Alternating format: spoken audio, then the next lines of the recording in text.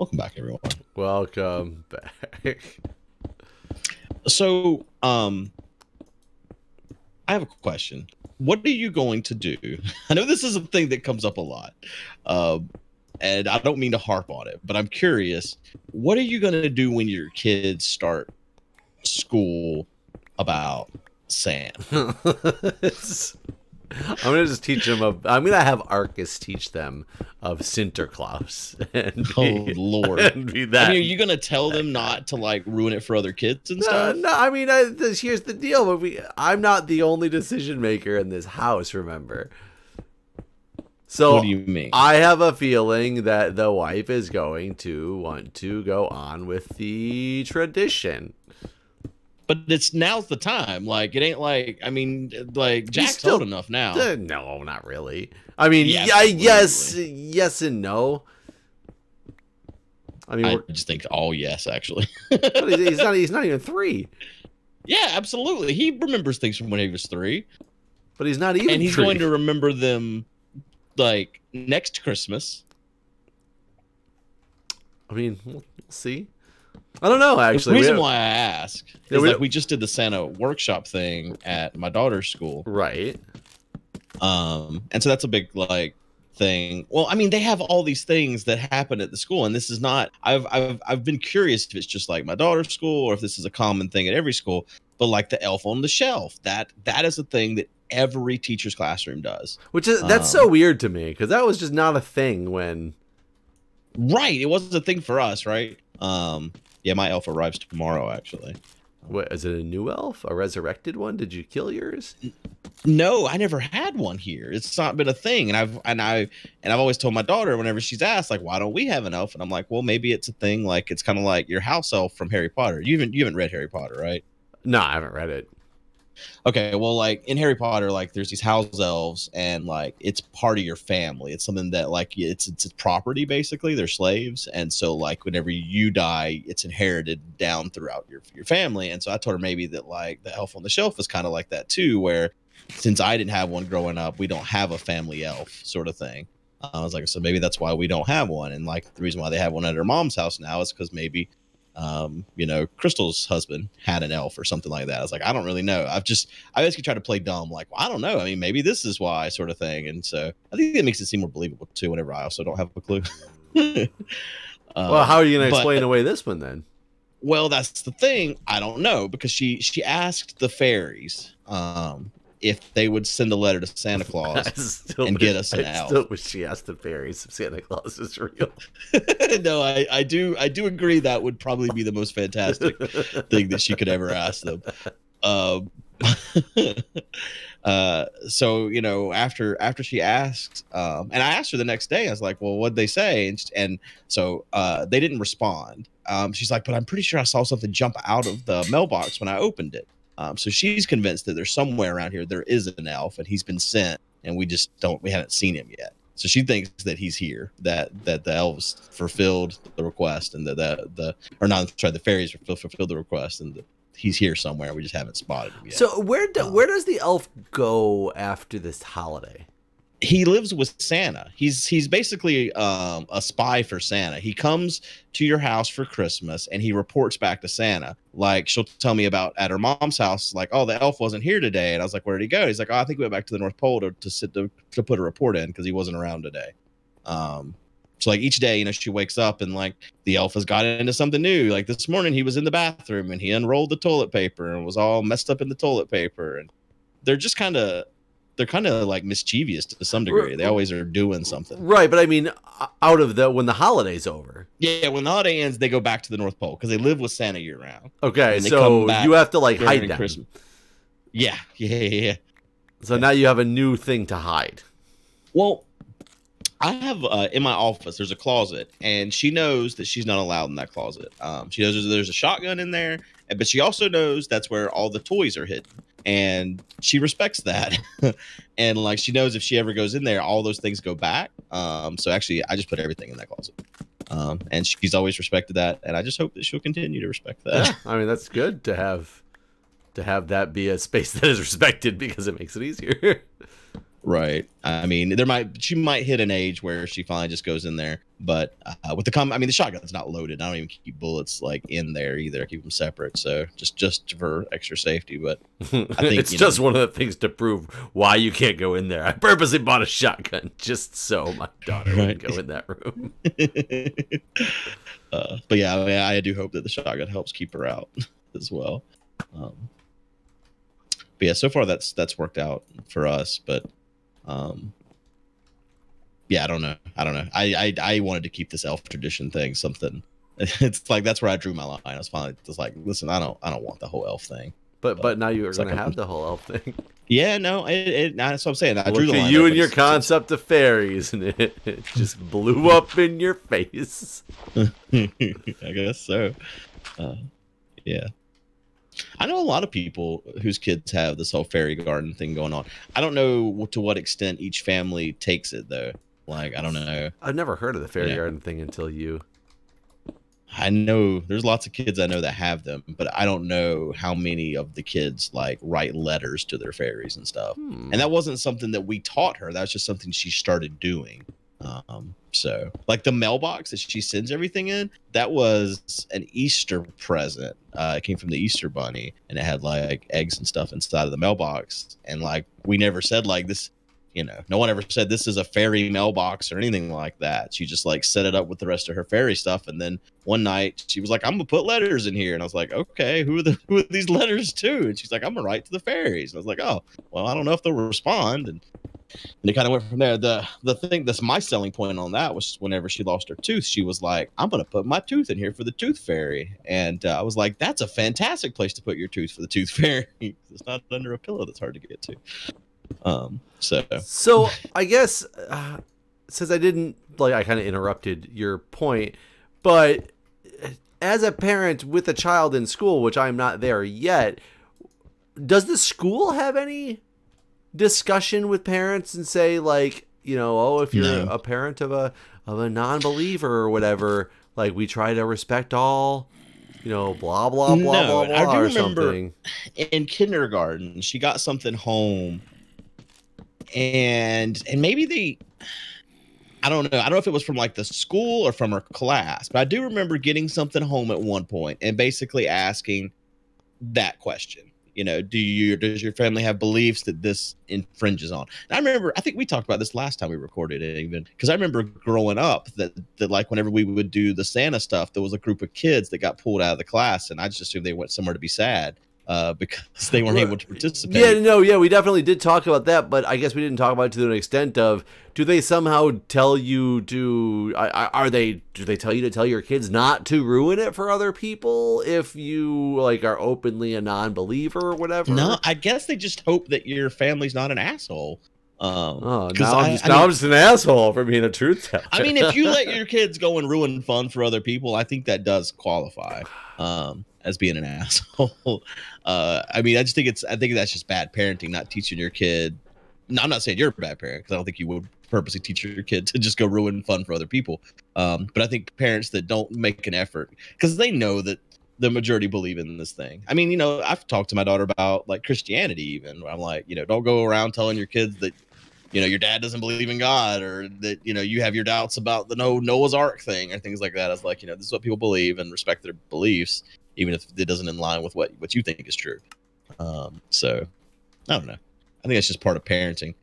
Well, I think most parents would make sure their kid doesn't ruin it for other people. Sure, and I agree to an extent. I just wonder if they have discussions about it, and clearly they don't. That's never been anything that we've had any kind of discussion with.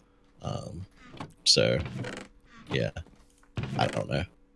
I imagine that it probably happens to teachers often, though, where they have this happen, and I'm sure there's drama that happens in the classroom whenever something like this happens, right? And I can just imagine a kid, no matter what you try to tell them at a certain age, you can tell them like, hey, you know, child, you know, we don't believe in like Santa Claus, other people do, you know, blah blah blah, respect their beliefs or whatever. And I can still just picture the kid being like, but our family doesn't think Santa exists, you know, just, you know, type of deal. Right.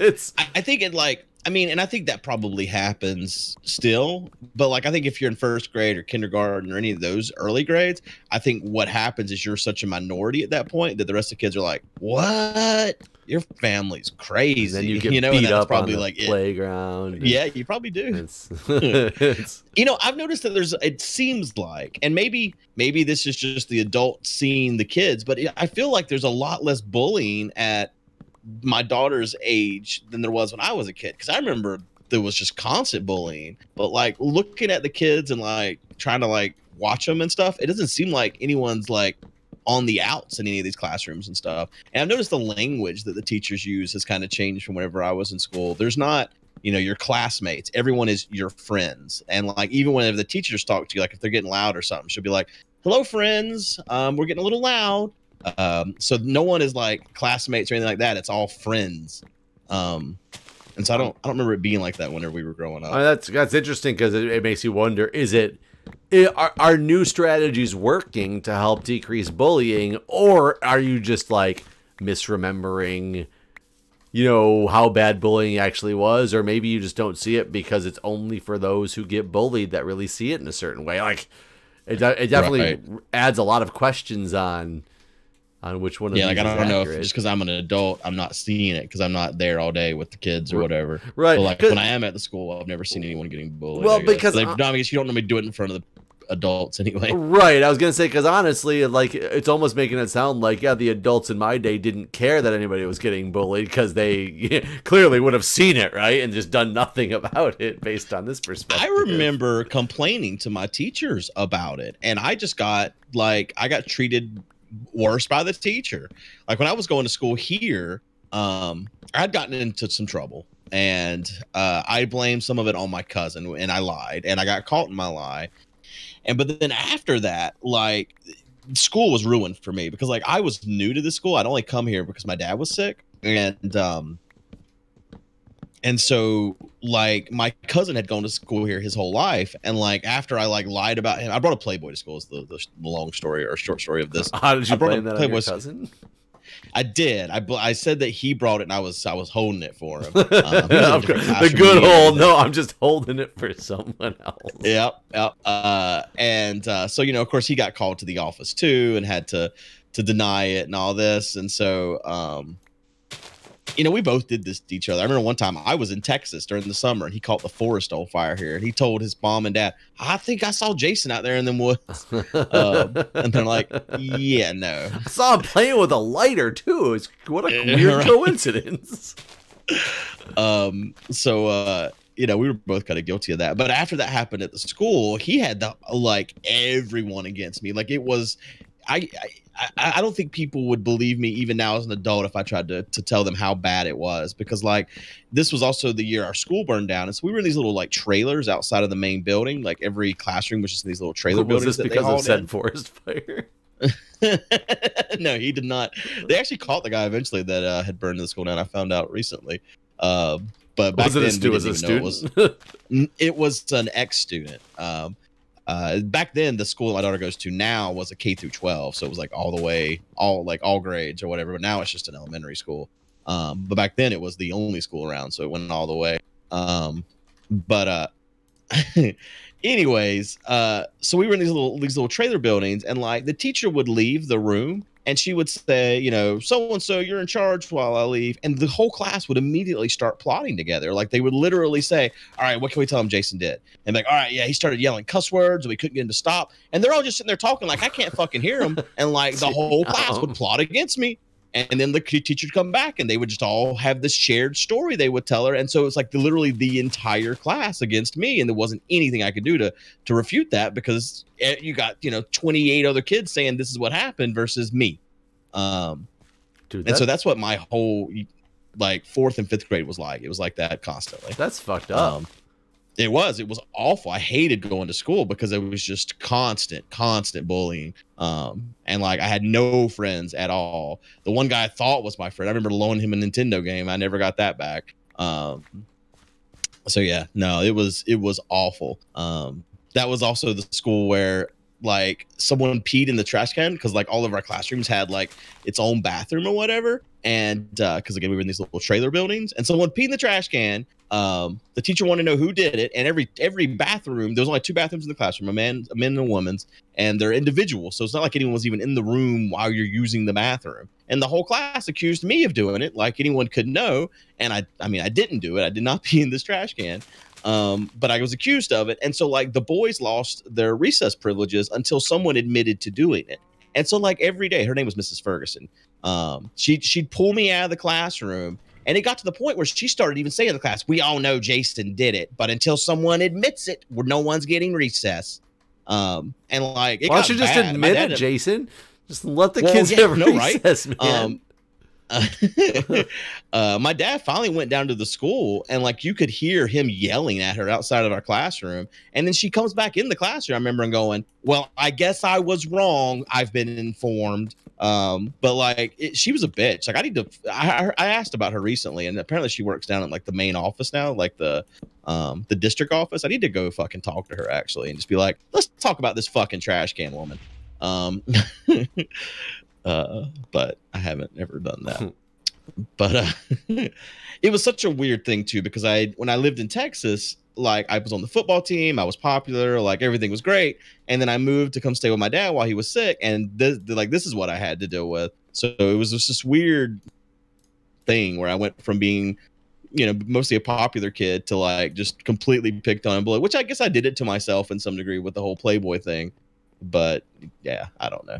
That's still just weird that everybody would just plot against you. And yeah, it was crazy. And I would think that a teacher would eventually see this. Like, I mean, they ended up putting me like in counseling at the school. So like I lost my recess privileges, period.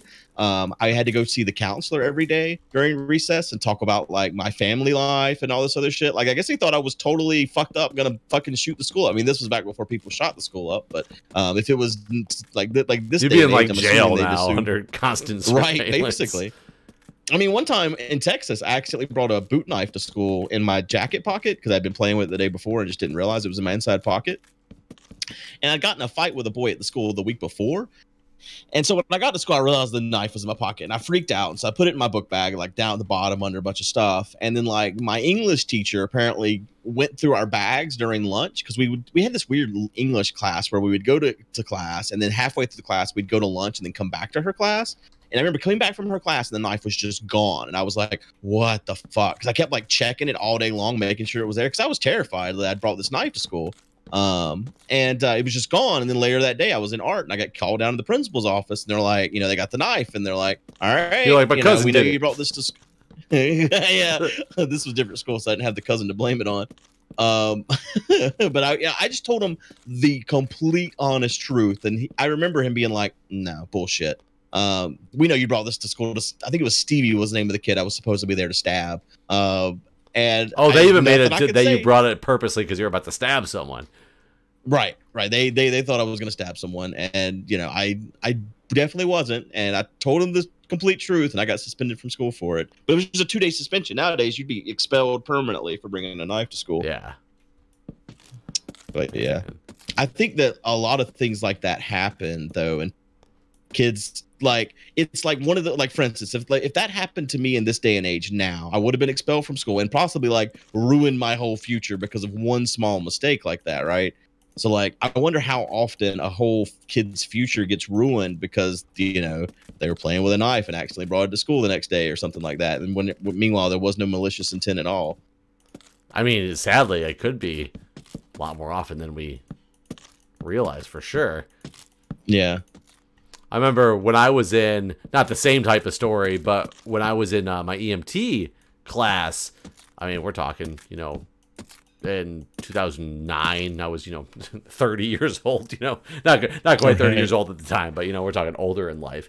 And my EMT class was a bunch of people who were like, you know, young 16, you know, 18-year-olds, but, you know, a handful of people that were like me, like, you know, young adults, but, you know, it was a mix of ages. But there were also these 3 guys from the military base down the street that had a joint agreement that they were allowed to be in this EMT class with the firefighters because they're base needed EMTs, and the firefighters were just working with the EMTs, so or with the base. So we had these 3 Army guys that were in there with us, and they were cool dudes. And I was like, they were older as well. Like the leader guy. I don't remember what rank he was because, I'm sorry, I wasn't in the military. He was in his late 20s, and the 2 people that were under him that were in their earlier 20s, but still close to the same age range. They weren't just 16-year-old kids, things like that. So we hung out. I was really good, friends with them in class.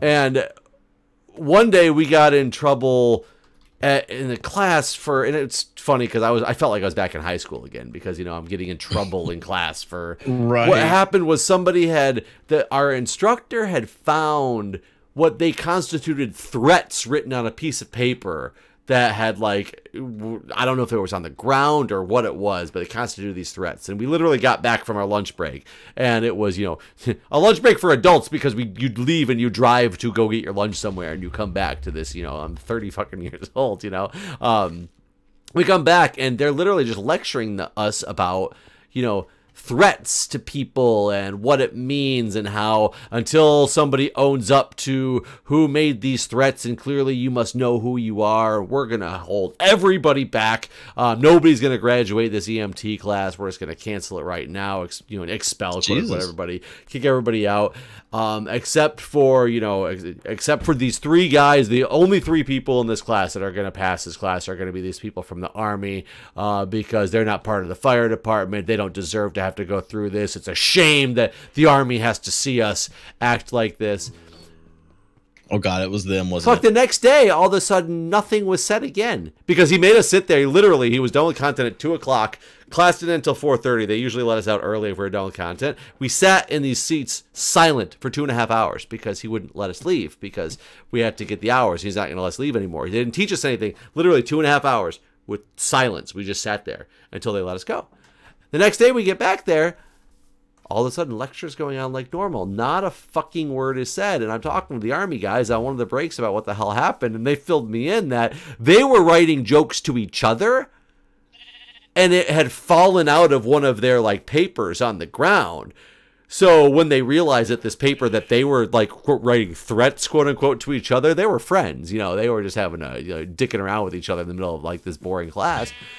They went up to the instructor after they realized what had happened and said, look, it was us. We aren't making these aren't real threats that we're making to each other. It was immature. It was stupid. They went up and admitted their mistake and everything. Yeah. So it was them.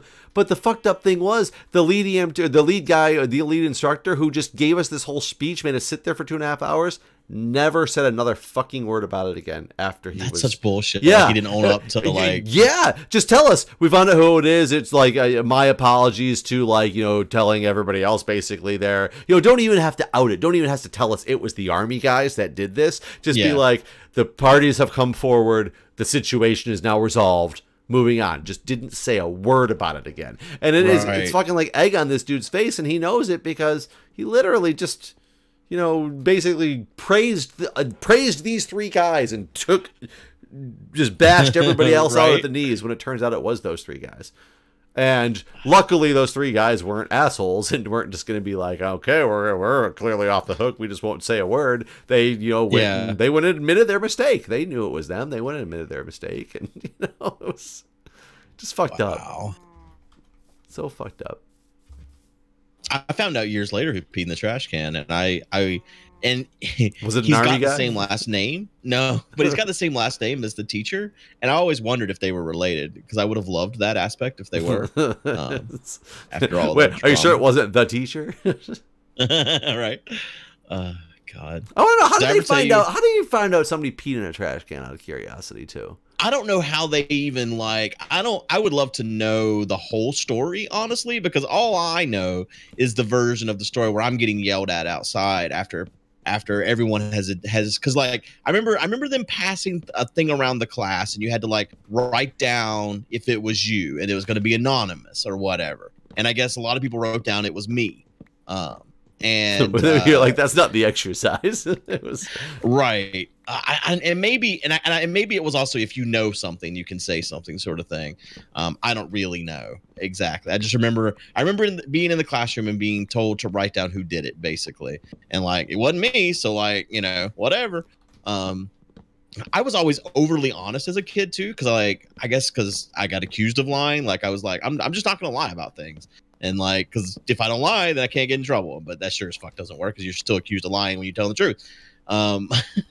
So like, I don't know, but yeah, I don't know what happened exactly to convince this teacher. Like someone must have said that I admitted to it or something, or unless she just hated me as much as the rest of the fucking class did. I don't know. What was her last name? Was it the same as one of the other kids? Ferguson. That's what I'm saying. It was Greg Ferguson's the peer, and Mrs. Ferguson was the teacher. So I don't know if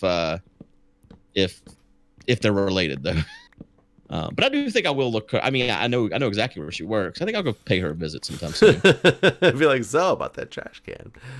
I am serious. Did I ever tell you about it? My grandma's 80th birthday party. There was a girl in my class. Her name was Amy, and me and my cousin both always had a crush on her. And I think everyone had a crush on her. Honestly, she was all cute and stuff. You know, we were elementary school, so I mean, I don't know. You know, again, she was sexy. You know, that's sexy little girl, and I was a little boy. Oh, God, yeah, like FBI, the South Coast can be taken so out of context now.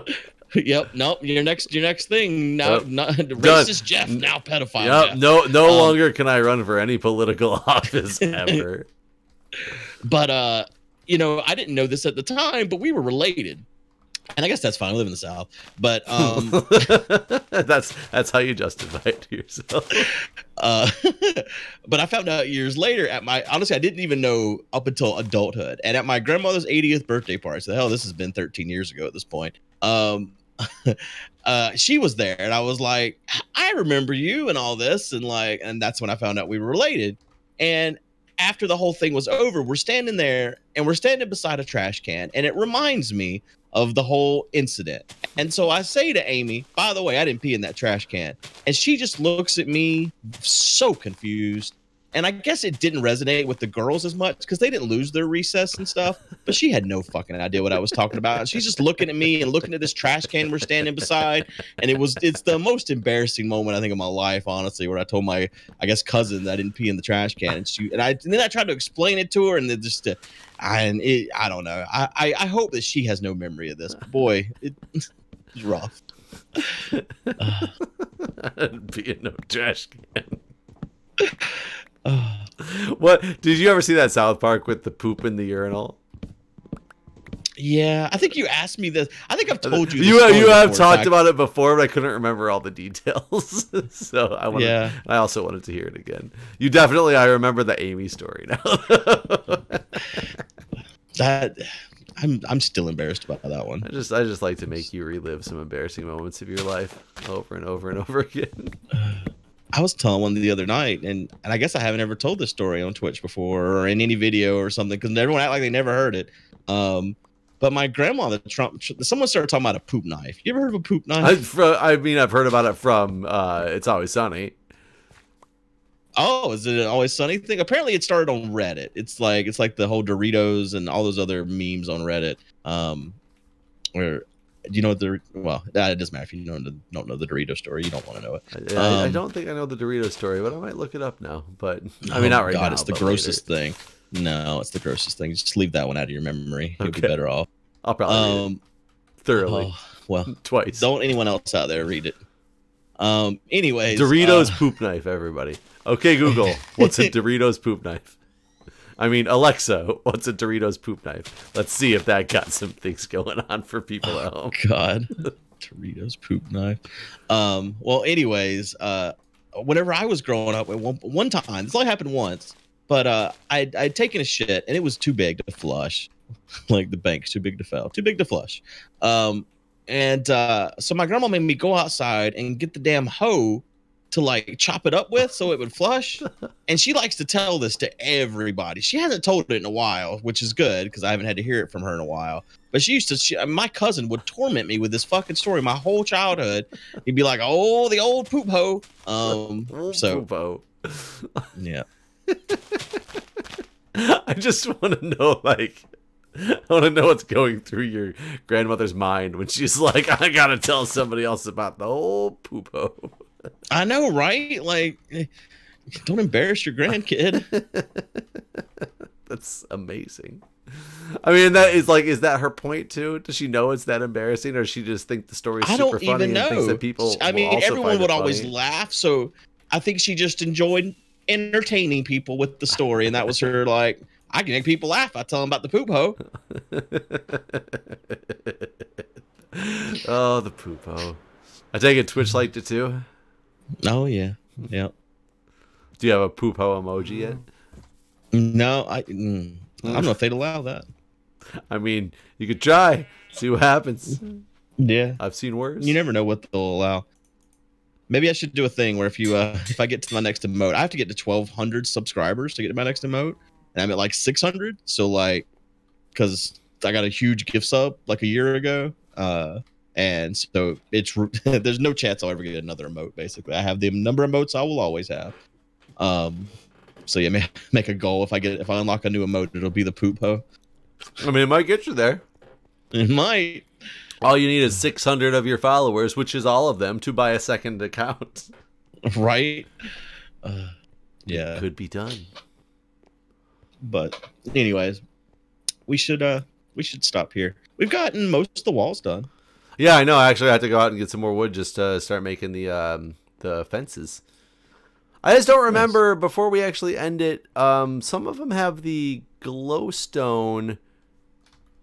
Where did the one go with the glowstone on the side? Some of the glowstone back, and some of them we had lava. What were we doing again? We decided we wanted to go with lava. We were testing both, but we decided on lava. Okay, so we're getting rid of the glowstone and the ones that have the glowstone in it. Okay. Yeah. And that's what I thought, but I was wondering, why do we leave them there? I couldn't remember if there was a purpose to it. I think we just never got to it, basically. Yeah, my silk we're touch too busy pick or digging. something. All right. Alrighty. Well, we'll see you guys next time. See ya.